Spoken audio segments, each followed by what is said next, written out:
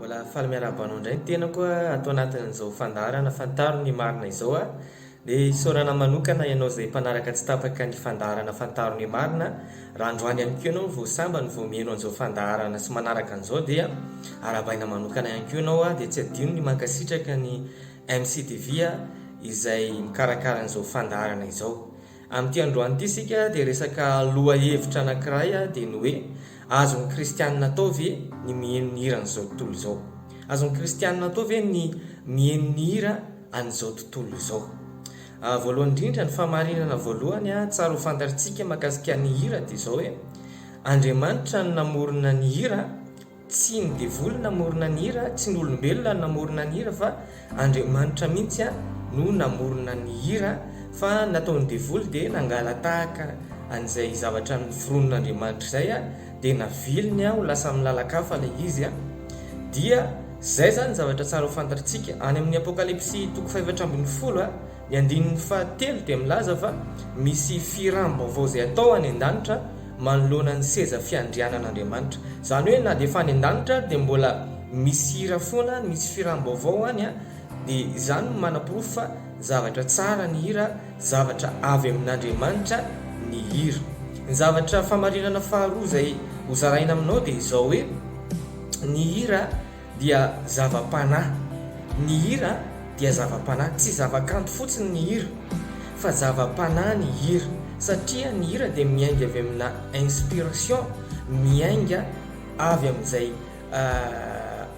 tsindrimandry avy amina inspiration izay ny hira anankiray. Tsisy hoe hira tonga dia nataotao tampoka zany, fa ny hira rehetrarehetra dia miainga avy amin'ny inspiration, avy any anatin'ny folalina, avy any anatin'ny fanahy zany ny angany hira anankiray. Dia zany manam-porofo fa zava-panahy ny hira.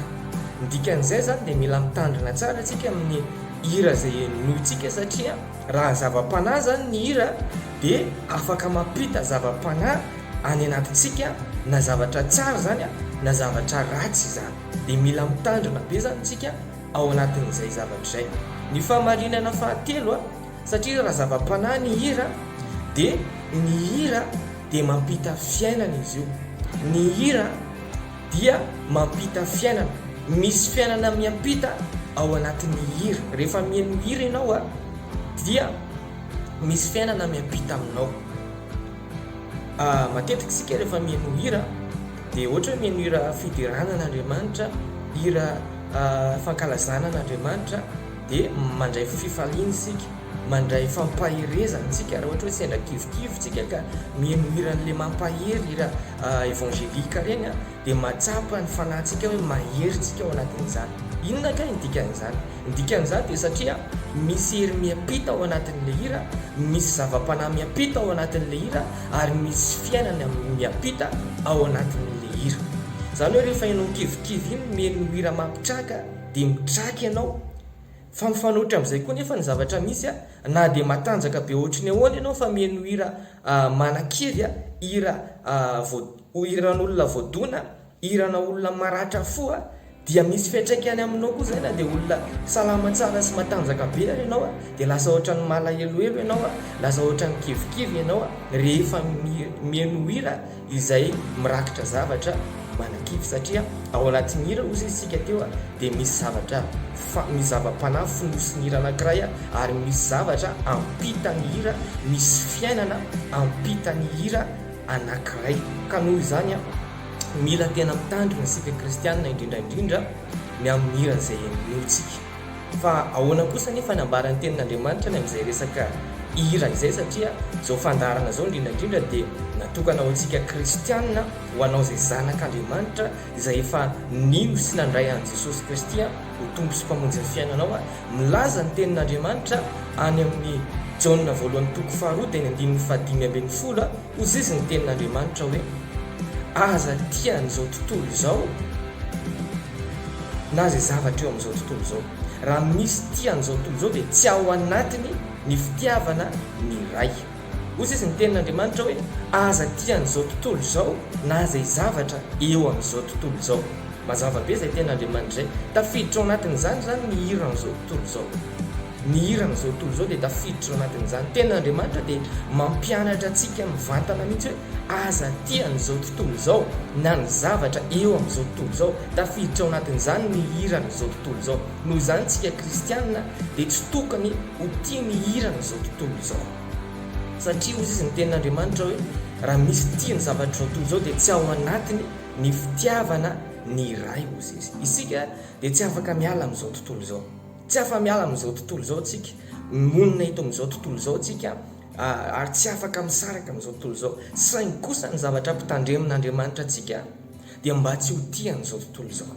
Ny zavatra eo amin'izao tontolo izao dia ny filany maso, ny filany nofo sy ny rehaka momba n'izao fiainana izao izay ampitandremin'Andriamanitra tsika mba tsy ho tiavintsika izany zavatra izany.